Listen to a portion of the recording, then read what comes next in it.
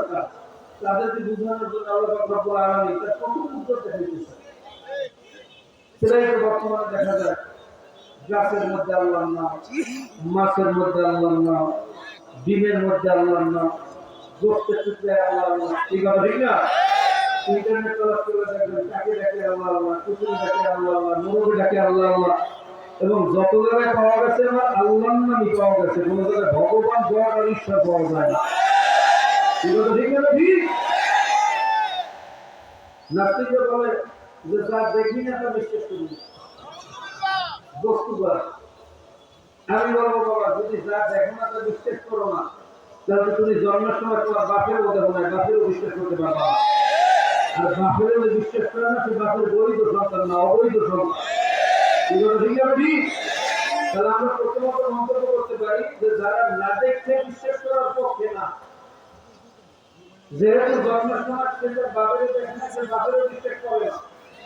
আর বাপেরও যারা বিশ্বাস করে না, সে বাপের জাগত সন্তান, বৈধ সন্তান হইতে পারে না। না দেখতে বিশ্বাস করার না পক্ষে না থাকলে সে জাগত বুঝছে। কথা ঠিক না?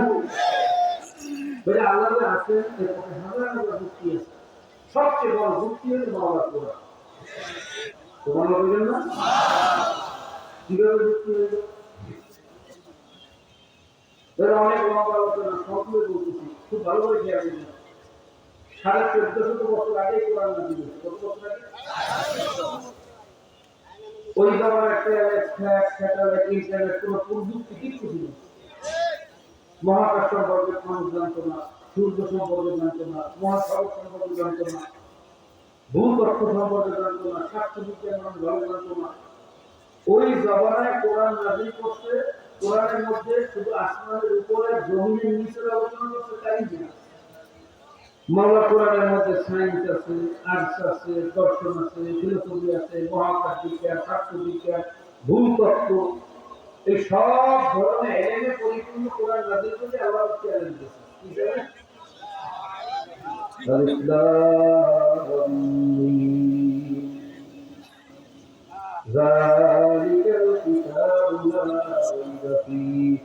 আমাদের কারণে কোনো ভুল নাই, কোনো সন্দেহ নাই।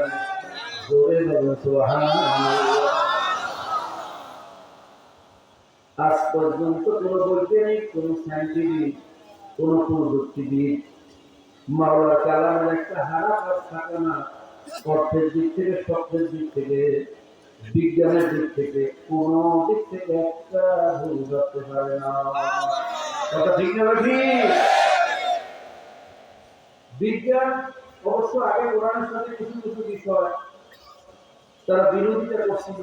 যেমন আগের জমানার বিজ্ঞান বলতো আল্লাহ বলছে সব জিনিস জোড়া জোড়া বানিয়েছে, কিন্তু মেঘের মধ্যে কোনো জোড়া নেই, গাছের মধ্যে কোনো জোড়া নেই, মেয়ে ফেমেল, নেগেটিভ পজিটিভ, স্বামী স্ত্রী। আল্লাহ পাকের সমস্ত সৃষ্টির রহস্যের ভিতরে স্বামী আর স্ত্রী ভালো এমন কোনো জিনিস নেই যেটা বিপরীত প্রক্রিয়া পজিটিভ এবং নেগেটিভ। ঠিক না? বিজ্ঞান আগে বলতো মেঘের মধ্যে স্বামী স্ত্রী কিভাবে হয়। কোরআন বলছে সুন্দর একটা মেঘের সাথে একটা মেঘের জোড়া হবে। সবাই আগে রূপমা কখন একটু উপরে যে কখন নিচের দিকে নামে কেউ সিন্ধু ইমান একটা সবাই বলি না। বিজ্ঞান আগে বিশ্বাস করতো না যে গাছের মধ্যে জোড়া আছে।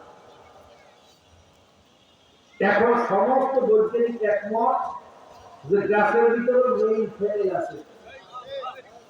একই গাছের ভিতরে একই ডালে দুই ধরনের ফুল, কিছু কিছু গাছে একটা মেইল একটা ফিমেল, একটা ফুলে আরেকটা যখন হরমোন পরাগায়ন হয় তখন ওই ফিমেলটা ফুলে ফলে সুন্দর হয়। আর যদি পরাগায়ন না হয়, প্রজাপতি পায়ের মাধ্যমে হয়, মাছির মাধ্যমে হয়, মধু পোকার মাধ্যমে হয়, বাতাসের মাধ্যমে হয়। যে সমস্ত গাছের পরাগায়ন ভাইয়া টেস্টোস্টেরন ভারী, এই সমস্ত গাছের যেমন খেজুর গাছ, পুরুষ গাছ থেকে ফুল লাগে আরো গাছ জানেন মহিলা ছড়ার সাথে লাগাই না দেবে ওই খেজুর হবে না। তোমার বলবেন না? তাহলে প্রমাণ হলো গাছের মধ্যে নেই খেলে আছে না নাই? বিজ্ঞান আগে বলতো সূর্য ধরে না, দুনিয়া ধরে। আর কোরআন বলছে অসংখ্য জিনিস মুস্তাফা বিল্লাহ জালিকা তাকদীরুল আযীজুল আলীম, সূর্যটা নিষ্পক্ষ মতে চলমান, অর্থাৎ সূর্য ঘোরে। সূর্য কি করে? ঘোরে কম। কিন্তু বিজ্ঞানের স্বীকার করতে না, কি জানেন না ঘটনা? তখন অনেক খেলার মতো নিয়ে লাভ করতে কি হতো, কোরআনে বলছে ভুল নেই তো ভুল ধারণা করছে। আমরা ধর্মব্যবস্থা বন্ধ হয়ে গেছে, নবুল্লে না। কিন্তু বর্তমান ধরনের বিজ্ঞানটা কি বলছে যে সূর্য ঘোরে শুধু তাই না, কোটি কোটি মাইল স্পিডে ঘোরে। যেদিন ঘোরা বন্ধ হয়ে গেছে, যেমন মেশিনের ফেরাই হয়ে যখন বন্ধ হয়ে যায়, উল্টো দিকে একটা ঘুরে যায়, কথা বলা মেশিন বন্ধ হওয়ার ফেরাই টাইম থেকে ঘুরতেছিল, বন্ধ হয়ে উল্টো দিকে ঘুরে যায় না। যেদিন সূর্য ঘোরা বন্ধ হয়ে যাবে তখন উল্টো দিকে ঘুরতে দিয়ে পশ্চিম দিক থেকে ঘুরবে। কি অবস্থায় এখন বৈজ্ঞানিক ভাবে প্রমাণিত সূর্য ঘোরা বন্ধ হবে এবং সূর্য উল্টো দিকে ঘুরে পশ্চিম দিকে উঠবে। এবং সেদিন যখন গ্লাসের মধ্যে মার্বেল আমরা ঘুরে যাই, মার্বেলের গ্লাস ঘুরতে ঘুরতে ঘুরতে উপরে একটা জায়গা নিতে পারে একটা ভারসাম্য ব্যালেন্স করিয়ে এক জায়গায় ভিতরে ঘুরানো যায় গ্লাসের মাঝখানে, তাই না? এই পৃথিবীটাও সেইভাবে এই ঘূর্ণায়নের মাধ্যমে ভারসাম্যটা ঢুকে আছে। যখন গ্লাসের গরমের মার্বেল ঘুরানো বন্ধ করে দেবেন তখন ফাঁস করে বেশি করে দিবেন, কথা বলে ঠিক তদ্রুপ যদি সূর্য ঘোরা বন্ধ হয়ে দিবে, এক একটা গ্রহ এক একটা নক্ষত্র এক একটা হয়ে এক একটি দৌড় মারবে। ওই দৌড়ের স্পিড এত আগস্পর্শ কোটি মাইল স্পিডে দৌড় মারবে, দৌড়ের সাথে সাথে সাথে ফাঁস করে আগুন জ্বলিয়ে দেবে। ওই আগুনের তেল হইবে 2 কোটি ফারেনহাইট। তাহলে কেয়ামত হয়ে গেলে কোরআন দিয়ে প্রমাণ হয় না, হয় না? এখন বৈজ্ঞানিকরা ওইটা স্বীকার করে। তাহলে দেখা গেল বিজ্ঞানের গবেষণায় ভুল হয়, মাওলা কোরআনে ভুল, মাওলা কোরআনে ভুল, বিজ্ঞানের গবেষণায় ভুল আছে না নাই? একবার পাকিস্তানের বানিয়ে বলছিল হাজার হাজার কোটি কোটি মিলিয়ন টাকা খরচ করে মহাকাশে পাঠিয়েছে, বছর এটা মহাকাশে গিয়ে ডাটা কালেকশন করে আমাদের দুনিয়ায় দেবে, আমরা দুনিয়াতে বসে মহাকাশ সম্পর্কে জানতে পারবো। হাজার হাজার কোটি টাকা খরচ করিয়া যখন পাকিস্তানের মহাকাশে পাঠিয়েছে, কোথায় গিয়ে ধ্বংস হয়েছে আজকে খবর নেই। বিজ্ঞানের আবিষ্কার বলছেন হয় না, আরো করে কম টাইটানিক ট্রান্সফারে বলছিল এটা সর্বাধুনিক প্রযুক্তি দিয়ে তৈরি করা হয়েছে, উল্টে গেলে উল্টো অবস্থা চলবে, টাইট হয়ে গেলে টাইট অবস্থা চলবে, টুকরা টুকরা হয়ে গেলে টুকরা টুকরা অবস্থা থাকবে।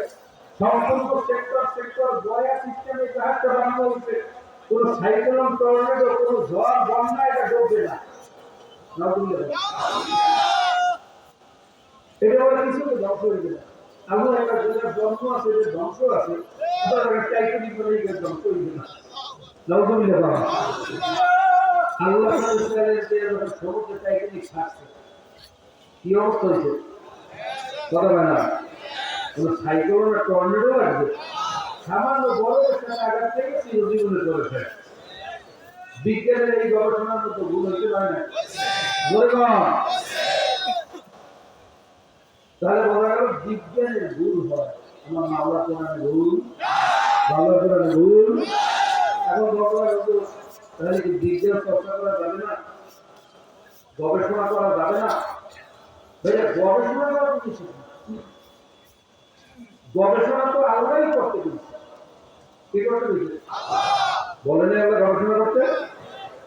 إن في خلق السماوات والأرض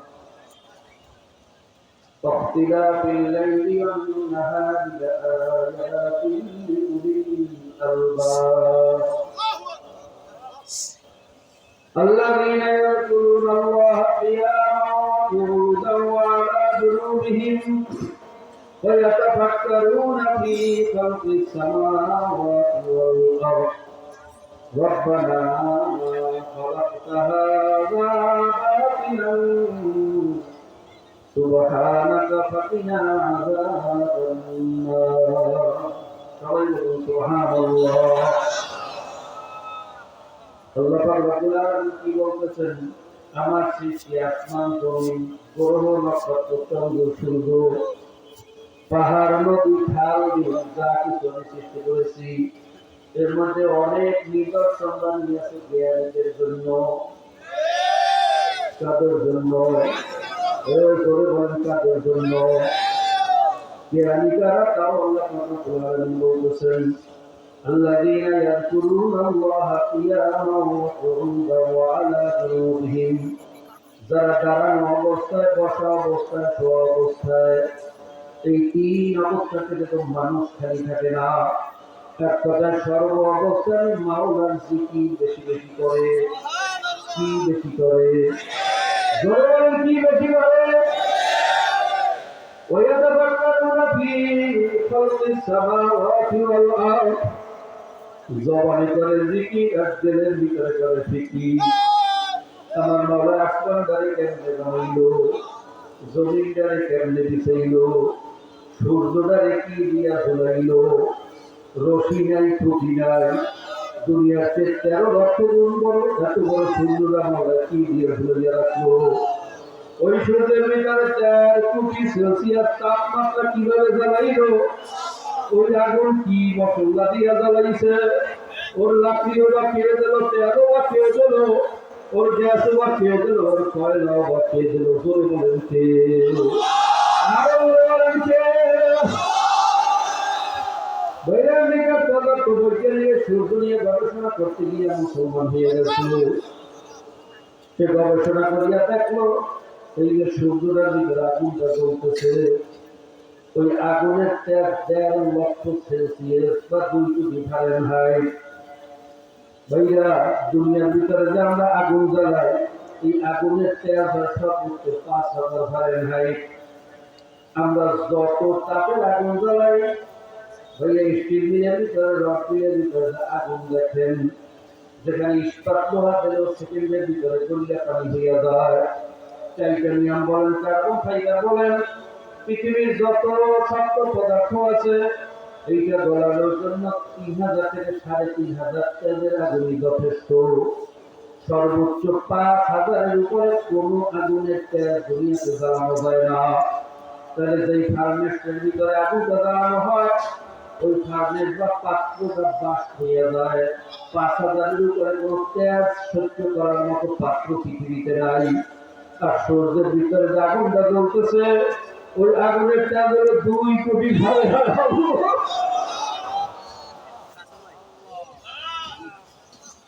এত তেল কোন লাঠি দিয়ে জ্বালাইলো, কোন কয়লা দিয়ে জ্বালাইলো। দুনিয়ার লাঠি এক সময় জ্বলতে জ্বলতে কয়লা হইয়া যায়, ছাই হইয়া যায়, আর জ্বলে না। ইটের বেলার ভিতরে পাথর কয়লা জ্বলতে জ্বলতে এক সময় ডাস্ট হইয়া যায়, আর জ্বলে না।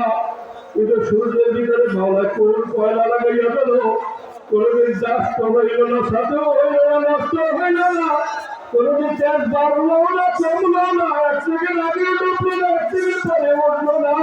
এখানে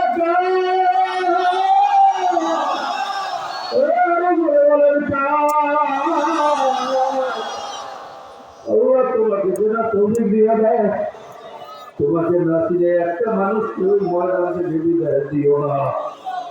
ওই আসমান নিয়ে গবেষণা করে, জমিন নিয়ে গবেষণা করে, আমার মাথায় জমিনটারে কেমনে দিছিল, পাহাড়টারে কেমনে উঁচা করলো। আমার মালা বলে, বান্দা বান্দিরা তোরা আমাকে কেন দেখো না? অপিয়ান বুঝি জমা পড়া করেছিল, আমি তো তোর নোট দিয়ে আছি, আমাদের কোথায় তালাশ করো।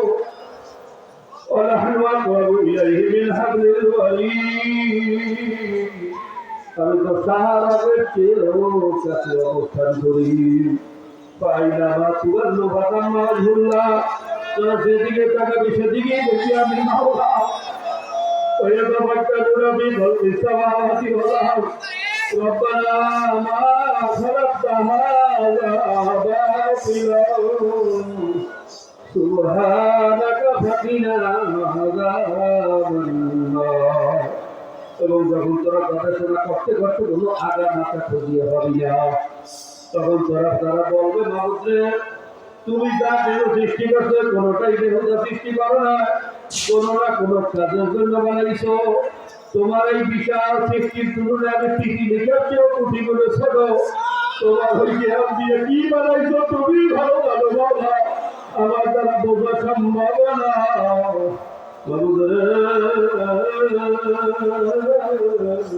তুমি আমাকে কঠিন জাহান্নাম থেকে মাফ করিয়া দাও।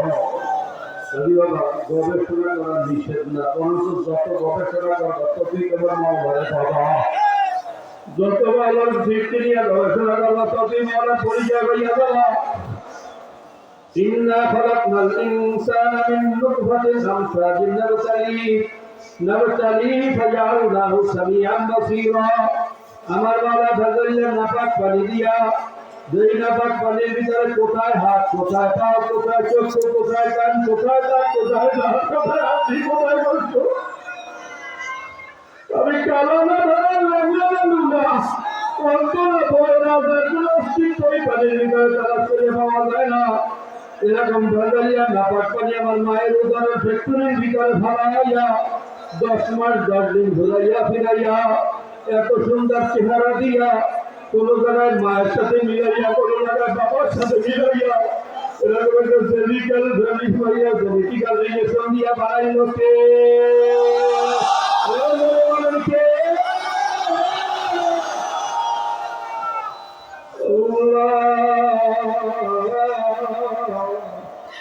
তোমাকে নাচি নাই একটা মানুষের দিও না। আল্লাহ আফালা ইয়ানজুরুনা ইলা ইবিলি কাইফা খুলিকাত। আমার মাওলা বলে দেখ আমি উটগুলো কত সুন্দর করে বানিয়েছি। ভাইরে মরুজাহাজ উট, চিন্তা করতাম এত প্রাণী থাকতে মাওলা কেন উটের কথা বললেন?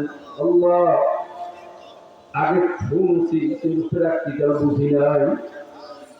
গত বছর ভাইয়া অনলাইন দিয়া যখন ভাইয়া রিয়ার থেকে হাঁটা বছর সফর শুরু করলাম, তো 100 করে ভাইয়া সফর করতে হবে।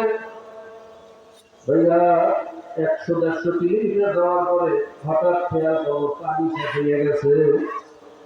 গাড়ির মধ্যে পানি নাই, সাথীরা পানির জন্য অস্থির হয়ে গেছে। একজন প্রায় অসুস্থ হইয়া যাওয়ার পথে, মরুভূমির রাস্তা আপনারা জানেন 200-300 কিলোমিটারের ভিতরে কোনো মাছলা বা পেট্রোল পাম্প দোকান পাওয়া যায় না। কয়েক মন্দির পাওয়ার পরে সবাই আমরা পানির অসুস্থতা ভোগ করতেছিলাম। দূর থেকে দেখলাম একটা মাছলার মতো দেখা যায়, হয়তো ওখানে দোকানপাট পেট্রোল পাম্প থাকতে পারে, একটা গাড়িও দেখা যায়। যখন গাড়ি নিয়ে ঢুকলাম যাইয়া দেখি অনেক আগে এটা ছিল, এখন বন্ধ হয়ে গেছে। একটা লরি কেনা ওই জায়গায় উপস্থিত। ড্রাইভারকে বললাম ভাই আমরা পানির তলাশে অস্থির হয়ে গেছি, আমরা কোথাও পানি পাইতেছি না, আপনার কাছে পানি থাকলে একটু দেন। সে খুবই একটা 5 লিটারের ক্যান গাড়ি করলো, 1.5-2 লিটারের মতো পানি আছে, বাকিটা খাইছে। তখন সে চিন্তা করলো যে আমাদেরকে পানি দিলে ওই ব্যক্তি কেমনে চলবে। তারপরে যখন ভাইয়া আমাদের চেহারা দিকে তাকাই আর না দিয়ে পারে না, অর্ধেকের বেশি পরিমাণ পানি আমাদেরকে দিয়ে সে 1/2 লিটার 1 লিটারের মতো পানি রেখে দিয়েছে। ভাইয়া চিন্তা করতেছিলাম এখনো এই জমানায় মরুভূমির ভিতরে এই অবস্থা।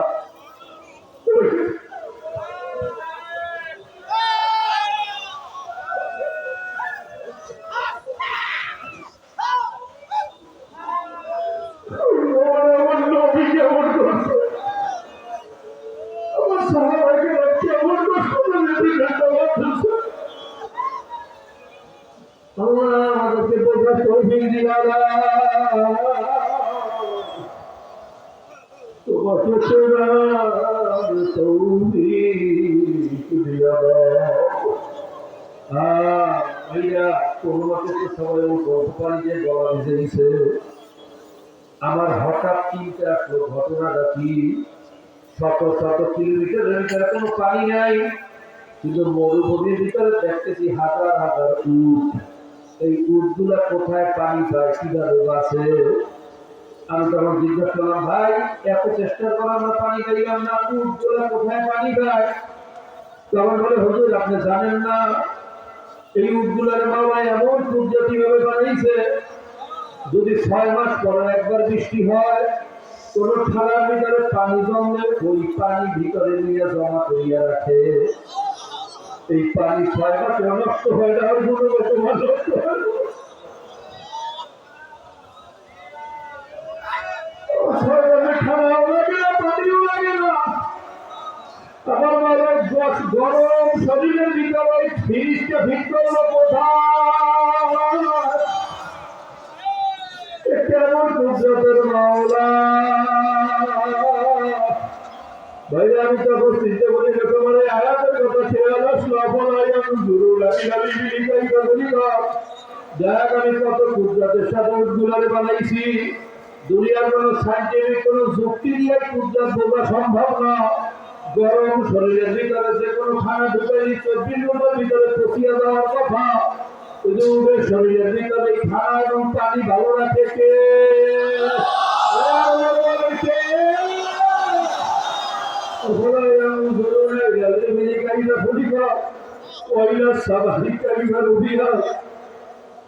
আমার মনে আসমানটারে কেমনি উঠে করল ওই আসমানের ভিতরে সূর্য কি দিয়া ঝুলাইল ভাইরা আমাদের সামান্য একটা প্যান্ডেল উঁচা করার জন্য কতগুলা খুঁটি লাগবে কতগুলা টানা লাগবে কত লড়া কত চেষ্টা কত প্রযুক্তি এরপরে যদি একটু দমকা হাওয়া শুরু হইয়া যায় এই সাইডে প্যান্ডেল টিকিয়া থাকার আশা করা যায় না কথা ঠিক ঠিক আমার মৌলানা এত বিশাল আসমানের উঁচা করিয়া রাখলো এর ছুটিও বা কোন জায়গায় লাগাইলো টানাও বা কোন জায়গায় দিল এই খেলাটা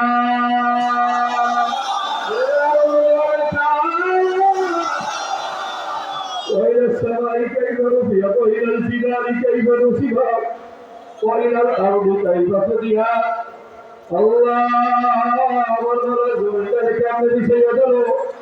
জমিনের পয়দা পানি লাগবে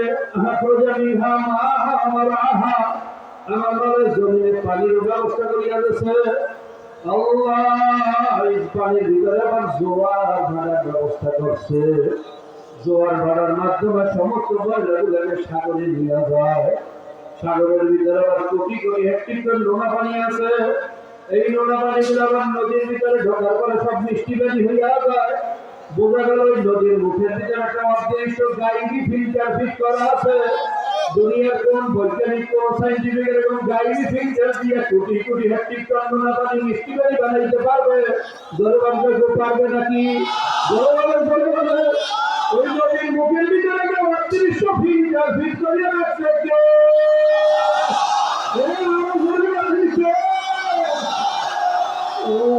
مرج البحرين يلتقيان بينهما برزخ لا يبغيان দুই সাগরের মাঝখানে একটা পথ লাগিয়ে দিছি এক সাগরের পানি অপর সাগরের সাথে মেলে না এক নদীর পানি আরেক নদীর সাথে মেলে না আটলান্টিক মহাসাগরের পানি গুণগত মান আলাদা আমেরিকার ওশানের পানির গুণগত মান আলাদা আরব মহাসাগরের পানির গুণগত মান আলাদা এমনকি পদ্মার পানির গুণগত মান আলাদা মেঘনার পানির গুণগত মান আলাদা তার পিপিটি আলাদা তার পিএস আলাদা তার সেডিমেন্ট আলাদা এই জন্য পদ্মার ইলিশে এক মজা মেঘনার ইলিশে আরেক মজা আবার বরিশালের কেশর গোলার আরেক মজা একইবারের ভিতরে এত গুণগত মান দিয়ে এত সাত ঘেরানে পরিবর্তন করলো কে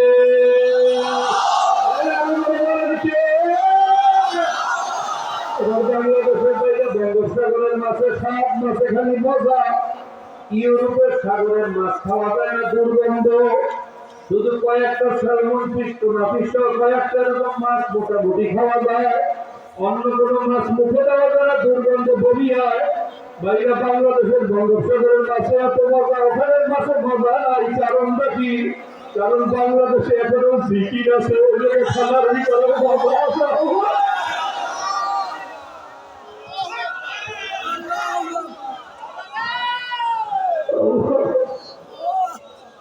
জিকির কমতেছে খানার মজাও কমতে আছে যত কমবে তত বরকত কমতে থাকবে কপাল পোড়া